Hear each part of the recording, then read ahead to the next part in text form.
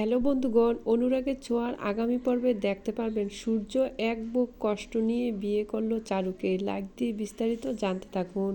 অলি যখন শুনতে পারল সূর্য কোনোদিন দীপাকে বলতে পারবে না, চারুকে বিয়ে করবে ঠিকই, তার সব দায়িত্ব পালন করবে, কিন্তু কোনোদিন দীপাকে বলতে পারবে না। দীপা তার মনে প্রাণে জড়িয়ে আছে।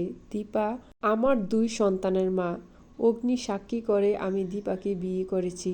আমি কথা দিয়েছি সারা জীবন তার পাশে থাকবো, সারা জীবন তার খেয়াল রাখবো, কিন্তু আর হলো না। জানি আমি বিয়ে করে আমার নতুন জীবন শুরু হবে, আমি আমার মতো চলবো, দীপা দীপার মতো চলবে, কিন্তু কোনোদিন আমি দীপাকে বলতে পারবো না।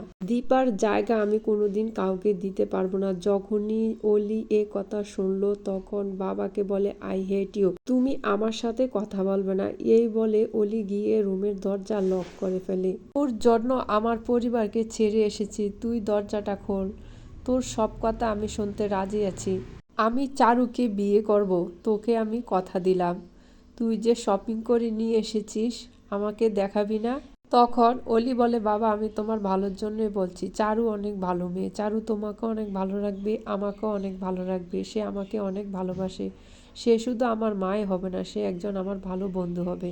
বন্ধুগণ, পরবর্তী আপডেট পাওয়ার জন্য আমার চ্যানেলটি সাবস্ক্রাইব করে রাখুন।